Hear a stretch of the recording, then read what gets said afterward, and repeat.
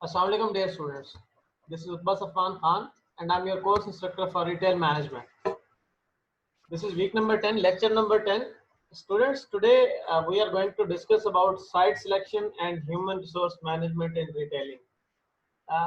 Last lecture में हमने location की बात की और आज हम उसको थोड़ा सा नैरो डाउन करेंगे और साइट की तरफ आएंगे। कौन कौन से पर्टिकुलर फैक्टर्स हैं जिनको ध्यान में रखते हुए हमने एक अच्छी साइट सेलेक्ट करनी होती है रिटेलर की। उसके बाद हम नेक्स्ट टॉपिक की तरफ बढ़ेंगे, वो होगा कि रिटेल ऑपरेशंस कैसे चलाए जाते हैं, यानी रिटेल का बिजनेस कैसे चलाया जाता है, उसकी स्टाफिंग कैसे की जाती है, यानी नए एम्प्लॉयज़ को जो हम हायर करते हैं वो कैसे किया जाता है, उसके फाइनेंसेस कैसे चलाए जाते हैं और दीगर उसके जो ऑपरेशंस के मामला हैं, जो उसके बिजनेस के मामला हैं, वो कैसे चलाए जाते हैं। नेक्स्ट उसकी तरफ मूव करेंगे। उसका पहला पार्ट होगा कि ह्यूमन रिसोर्स मैनेजमेंट रिटेलिंग में कैसे होगा।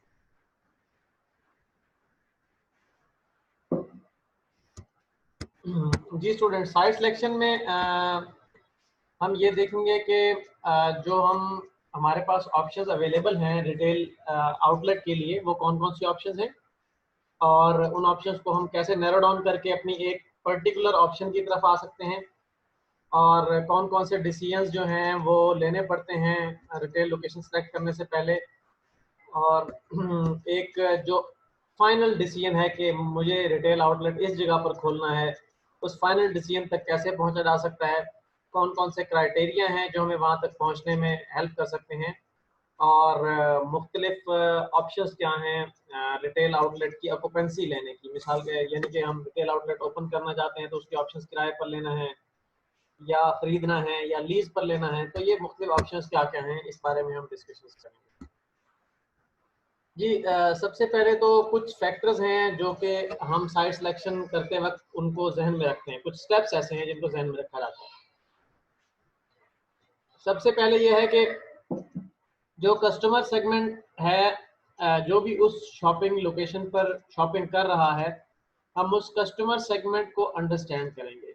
मिसाल के तौर पर मुल्तान में अगर आप अब्दाली रोड पर कोई आउटलेट ओपन करना चाहें या गुलगश्त में जो ये रोड है जिस पर ये खाड़ी और दूसरे आउटलेट्स हैं, इस रोड पर आप कोई आउटलेट ओपन करना चाहें, इसके कंपैरिजन में हुसैन गाही में एक आउटलेट ओपन करना चाहें या कैंट में एक आउटलेट ओपन करना चाहें या मुमताज़ाबाद में न्यू मुल्तान में एक आउटलेट ओपन करना चाहें, तो you have so many options और हर ऑप्शन के साथ डिफरेंट तरह के कस्टमर सेगमेंट एसोसिएटेड हैं। अब्दाली रोड पर और तरह का कस्टमर आएगा, हुसैन गाही में और तरह का कस्टमर आएगा, मे बी न्यू मुल्तान में और तरह का कस्टमर आएगा। तो हमें सबसे पहले तो उन कस्टमर कैरेक्टरिस्टिक्स को अंडरस्टैंड करने की जरूरत है। सेकंड जो चीज हमने जो स्टेप हमने जहन में रखना होता है वो होता है कि हमने ये देखना है कि जो भी लोकल कस्टमर्स हैं या वो जो एरियाज हैं जहाँ पे सेल्स का पोटेंशियल ज्यादा हो, उधर हम जाकर बैठेंगे। For example, if I am going to open an automobile part shop, मैं ऑटोमोबाइल की दुकान खोलने जा रहा हूँ, तो मैं ऐसी जगह पर बैठना पसंद करूंगा जहाँ सेल्स का पोटेंशियल ज्यादा हो, जहाँ ऑटोमोबाइल ज्यादा बिक सकें। फॉर एग्जाम्पल, डेरेडे में ओपन की जा सकती है या मे बी चौक कुम्हारा वाला में ओपन की जा सकती है या मे बी लारी अड्डे के पास ओपन की जा सकती है। तो हमेशा ऑप्शंस देखी जाएंगी कौन सी एरिया है जहाँ पे सेल्स का पोटेंशियल ज्यादा है, यानी कस्टमर को अंडरस्टैंड करना है, दूसरा देखना है कि कहाँ पे सेल्स का पोटेंशियल ज्यादा है। थर्ड में हमने देखना है कि बेसिकली जो किराए हैं दुकानों के, या क्योंकि पाकिस्तान में अक्सर रिटेल आउटलेट्स किराए पर खोले जाते हैं, बड़ी ऑर्गेनाइजेशन हो तो वो लीज करती हैं या किसी के पास पैसे ज़्यादा हो तो वो खरीदता भी है। हम किराए की बात कर लें पाकिस्तान के लिहाज से, तो हम ये देखें किराए कहाँ पर मुनासिब हैं। मैं फॉर एग्जांपल चुगताई लैब का रिटेल मैनेजर हूँ और मैंने उनके रिटेल आउटलेट्स मुल्तान में खोलने हैं। अब मैंने मुल्तान में रिटेल आउटलेट्स कौन से 4-5 जगहों पर ओपन करने हैं जहाँ से उनकी कलेक्शन हो सके, सैंपल कलेक्शन चुगताई लैब वाले कर सकें। तो एग्जैक्ट जो एरिया है वो मैं कैसे फाइंड आउट करूंगा, वो मैं देखूंगा कि किराए कहाँ पर मुनासिब हैं। तो ये एक और स्टेप, उसमें किराए को भी देखना या उसकी लीज के ऑप्शंस को भी देखना इम्पोर्टेंट है।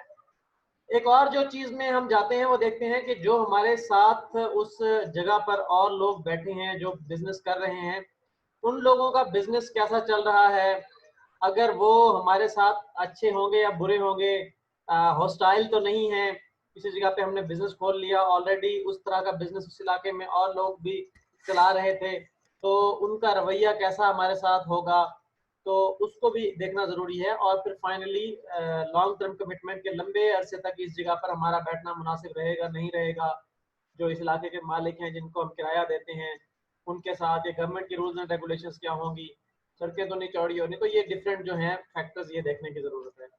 जी स्टूडेंट्स, कुछ हमारी लोकेशंस की टाइप्स भी होती हैं जिनको हम मद्देनजर रखते हैं। कुछ ऐसे स्टोर्स हैं जो आइसोलेटेड स्टोर्स हैं, अलग थलग स्टोर साइट्स पर ठहरे होंगे, ये हमारी लोकेशन की चॉइस हो सकती है। कुछ ऐसे बिजनेस एरियाज हैं जिसे बिजनेस डिस्ट्रिक्ट भी कहते हैं, जो कि अनप्लैंड हैं, यानी किसी ने एक जगह पर दुकान खोली, दूसरी दुकानें उसके आसपास खुल गई और एक बिजनेस एरिया या अनप्लैंड बिजनेस डिस्ट्रिक्ट बन गया। इसके साथ साथ कुछ प्लान बिजनेस डिस्ट्रिक्ट्स भी हैं जिनको गवर्नमेंट या कोई डेवलपर या लैंड डेवलपर उसको प्लान करके बनाता है, तो प्लान बिजनेस डिस्ट्रिक्ट्स भी काफ़ी हेल्पफुल होते हैं ये लोकेशन सेलेक्ट करने में। और उसके साथ साथ हमारे पास कुछ ऑप्शंस और भी होती हैं जिनको हम एक्सप्लोर कर सकते हैं। जी स्टूडेंट्स, इसके साथ हम ये देखेंगे कि जब हम इन ऑप्शंस को देख चुके होंगे, हम देखेंगे कि अब जनरल लोकेशन जो हमने सेलेक्ट करनी है अपने रिटेल आउटलेट के लिए, यानी कि मेजर लोकेशन, अभी हम नैरो डाउन नहीं कर रहे कि हमने किस जगह पर एग्जैक्टली दुकान लेनी है या किस जगह पर हमने किराए पर ऑफिस लेना है, बल्कि हम जनरल लोकेशन की हम कौन से एरिया में जाने लगे हैं, उस जनरल लोकेशन को सिलेक्ट करते वक्त हमें किन किन चीज़ों को जहन में रखना है। तो ये जो ऊपर हमने बातें की, ये हम देखते हैं कि उसमें कस्टमर्स का फुटफॉल कितना है और ट्रैफिक कितनी है, पार्किंग कितनी है, तो ये हम कुछ ये उसमें जनरल लोकेशन में देखते हैं। और फिर हम साइट इवेल्युएशन में आ जाते हैं, अगेन उसमें पेडिस्ट्रियन ट्रैफिक, जो पैदल चलने वाले लोग हैं वो कितने हैं, गाड़ियों की ट्रैफिक कितनी है, पार्किंग कौन कितनी है, ट्रांसपोर्टेशन जो है वहाँ पर क्या अवेलेबल है, क्या मेट्रो बस वहाँ जाती है नहीं जाती, छोटी फीडर बस जाती है, कोई रिक्शाज वगैरह कोई चीज़ चलती है, हमारे रिटेल आउटलेट लोग कितना आ सकते हैं, हमारे स्टोर की जो है जो उसकी कंपोजिशन कैसी होगी, एग्जैक्टली कौन सा एरिया है जहाँ पे हम रखने लगे हैं, उसका फेस रोड की तरफ है या गली की तरफ है। तो ये तमाम चीज़ें जो हैं हम इनका एक चार्ट बना लेते हैं। अब स्टूडेंट्स, ये चार्ट जो है 100% हमें हेल्प कर सकता है कि हम फाइंड आउट करें कि हम आउटलेट कहाँ ओपन करेंगे। फॉर एग्जांपल, मैं अपना कपड़ों का एक ब्रांड शुरू करने लगा हूँ, या मैं एक मेडिकल स्टोर ओपन करना चाहता हूँ, या मैं एक लेबॉर्ट्री ओपन करना चाहता हूँ जहाँ लोगों के खून के सैंपल लिए जाएँ और सैंपल्स लिए जाएँ जिससे उनके टेस्ट किए जाएँ। मुझे ये सारी चीज़ें एक लिस्ट पर लिखनी है जो सामने आपके लिखी हुई नज़र आ रही हैं, और इन सब चीज़ों पर मुझे मार्क्स देने हैं 1 से लेकर 10 तक। फॉर एग्जांपल, पैदल चलने वाले कितने लोग इधर आते हैं 1 से 10 तक, कि 1 से मुराद बहुत कम लोग आ रहे हैं, 10 से मुराद बहुत ज़्यादा लोग आ रहे हैं, तो मैं समझता हूँ 7 लोग यहाँ आ रहे हैं लेकिन बहुत ज़्यादा आ रहे हैं, लेकिन बहुत ज़्यादा नहीं आ रहे। इसी तरह कैसे लोग आ रहे हैं जिनके पास पैसा है, ज़्यादा नहीं है, मेरे बिजनेस को सूट करते हैं नहीं करते, मैं कहता हूँ जी 5 लोग, 5 इसको मैं नंबर दे देता हूँ कि ऐसे लोग आ रहे हैं जो मेरे बिजनेस को सूट करते हैं, लेकिन काफ़ी ऐसे भी आ रहे हैं जो सूट नहीं करते, तो कोई मिक्स है तकरीबन, तो मैं 5 आउट ऑफ 10 इसको नंबर दे देता हूँ। इसी तरह यहाँ पर व्हीकल की ट्रैफिक कितनी है, गाड़ियाँ कितनी आती हैं, उसको मैं नंबर देता हूँ। पार्किंग फैसिलिटीज़ को, जो पब्लिक ट्रांसपोर्ट है उसकी सहूलियात आसपास मैसर हैं या नहीं है, मेट्रो बस का स्टेशन कितना दूर है, तो ये सब चीज़ें जहन में रखते हुए मैं इनको नंबरिंग दे दूंगा, और नंबरिंग की बुनियाद पर मैं एक फाइनल रिजल्ट पर पहुंच जाऊंगा जिसकी बेस पर मैं डिसाइड कर पाऊंगा कि हाँ मैंने इस जगह पर ये स्टोर ओपन करना है। और फिर उसमें हर ऑप्शन, मेरे पास 4 5 6 या 10 ऑप्शन मौजूद हैं जहां जहां मैं स्टोर ओपन कर सकता हूँ, उन 10 के 10 ऑप्शन के लिए मैं ये लिस्ट बनाऊंगा, और उस लिस्ट की मदद से मैं ओवरऑल एक रेटिंग करके फाइंड आउट कर लूंगा कि ये मेरे एरियाज हैं, इनको मैंने इतने इतने नंबर दिए, और मैं फाइनली पहुंचाऊँ कि मैंने इस एरिया को अपने लिए फाइनली सिलेक्ट करना है जहाँ पे रिटेल आउटलेट मैंने अपना ओपन करना है।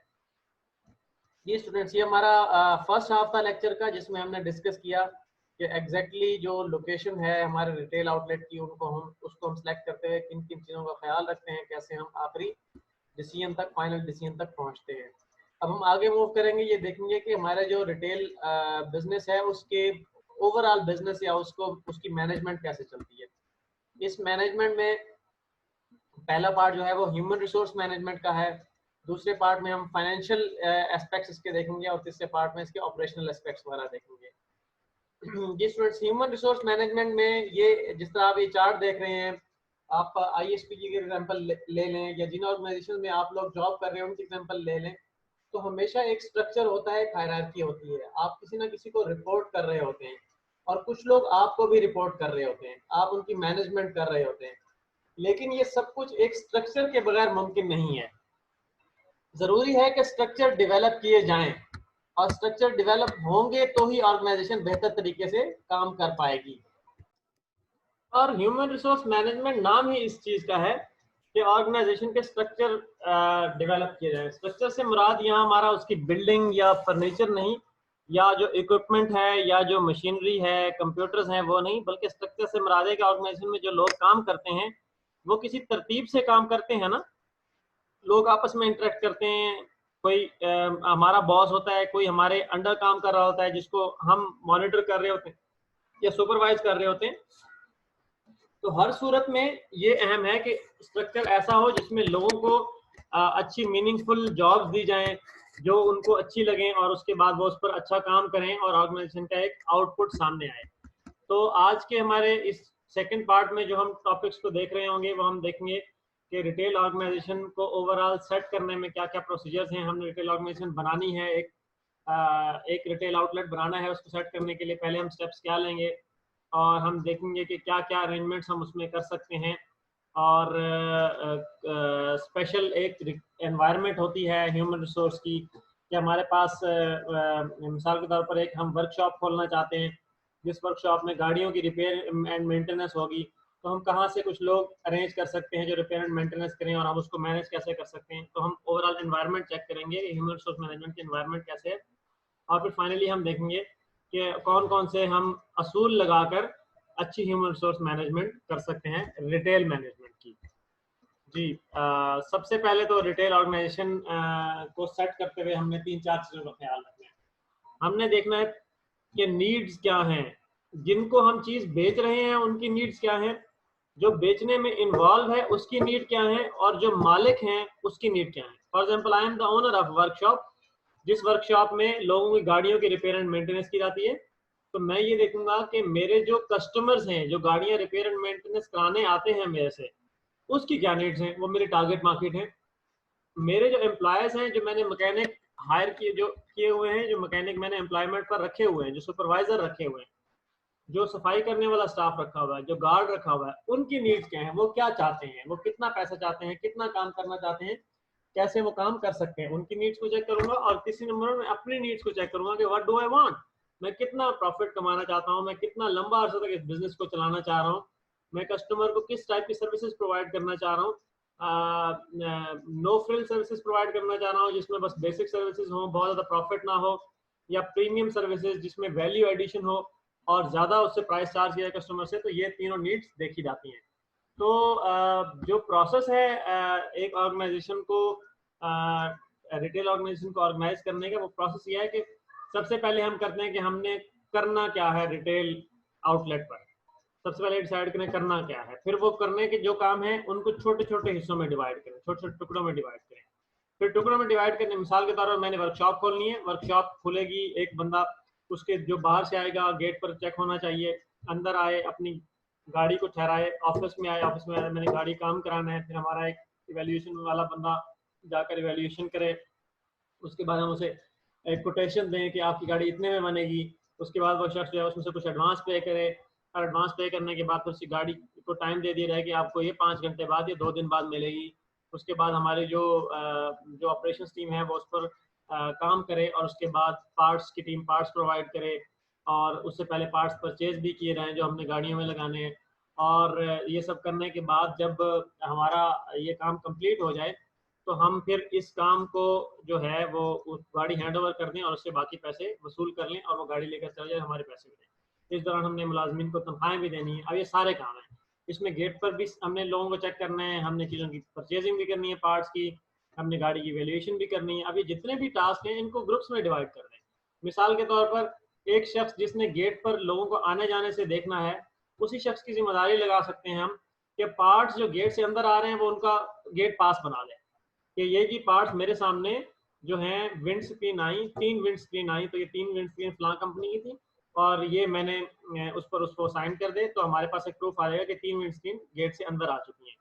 और उसके बाद फिर अंदर जब आ चुकी हैं तो फिर एक शख्स उन्हें रिसीव करके उनकी वेयर हाउसिंग करने का या उनको स्टोर करने का जिम्मेदार है, फिर एक मैकेनिक है। तो इनको हम और सफाई करनी है, एक सफाई का जिम्मेदार है। हम इनको हमने डिफरेंट टुकड़ों में डिवाइड कर दिया। सब काम को करना तो हमने सिर्फ वर्कशॉप का काम था, लेकिन उसको हिस्सों में डिवाइड कर दिया।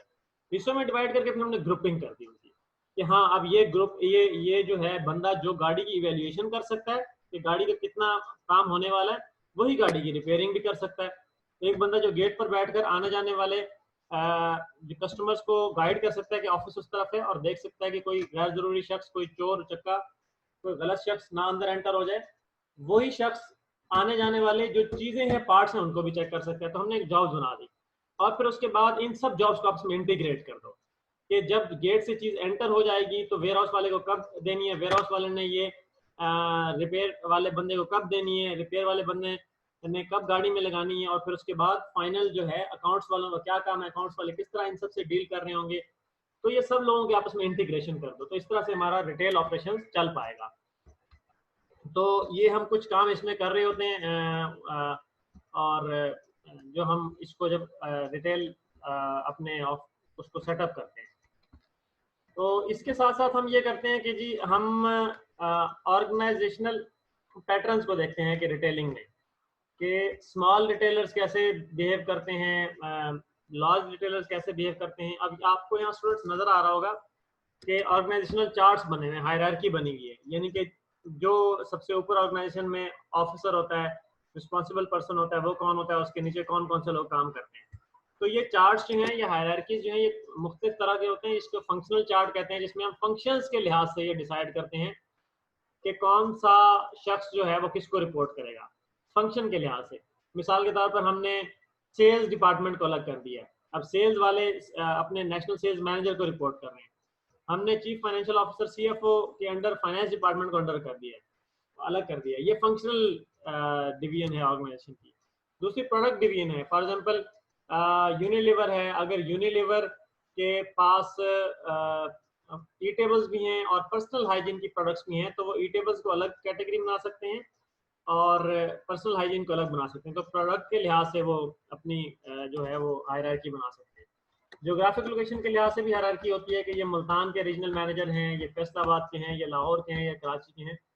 और ऑर्गेनाइजेशन के अंदर अमूमन कॉम्बिनेशन चल रहा होता है बड़ी ऑर्गेनाइजेशन के अंदर इन सब चीज़ों का, जिसमें फंक्शनल भी देख रहे होते हैं और ज्योग्राफिक भी देख रहे होते हैं और प्रोडक्ट के लिहाज से भी देखा जा रहा होता है।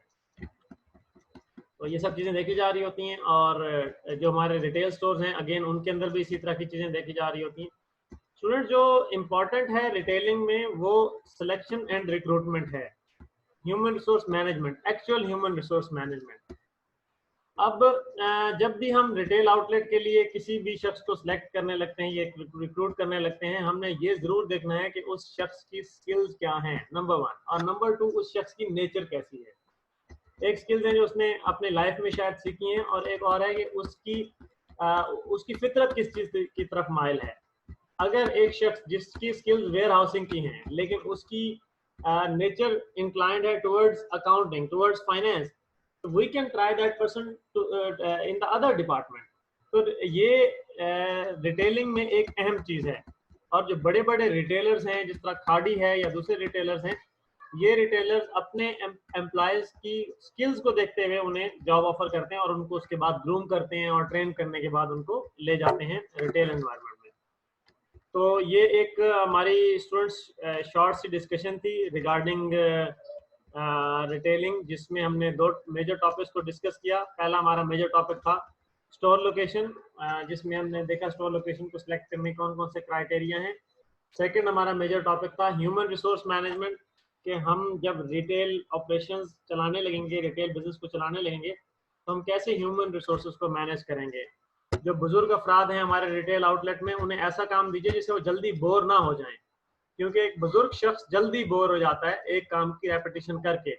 ऐसा काम ना दें जिनसे उनको अपना आप बुरा लगे, क्योंकि आपको पता है कि बुजुर्गों की जो सेल्फ रिस्पेक्ट होती है वो ज़्यादा इंपॉर्टेंट होती है और सेल्फ एस्टीम उनकी थोड़ी सी हाई होती है। तो आप उन्हें ऐसा काम नहीं दीजिए जिससे उन्हें लगा कि हम छोटा काम कर रहे हैं, ऐसा काम ना दें जो मीनिंगफुल ना हो। तो आपने रिटेल आउटलेट्स में देखा होगा कि अमूमन बुजुर्गों को सुपरविजन का काम दिया जाता है या ऐसा काम दिया जाता है जिसमें थोड़ा सा वो ऑर्डर दे सकेंगे किसी को। तो उस ये काम उन्हें दीजिए, तो ताकि वो रिटेल आउटलेट में अच्छा बेहतर परफॉर्म कर सकें। और स्टूडेंट्स ये याद रखिएगा कि रिटेल बिजनेस में हमेशा हमने अपने माइंड को ओपन रखना है। हमने ये देखना है कि हमारा रिटेल बिजनेस चल कैसे सकता है। जरूरी नहीं है कि वो बहुत नौजवान लोग चला सकें, there can be a combination of the elderly people and the young people, जो हमारा बिजनेस बेहतर तरीके से चला सकें। That's all for today students. इंशाल्लाह नेक्स्ट वीक एक नए टॉपिक के साथ मुलाकात होगी।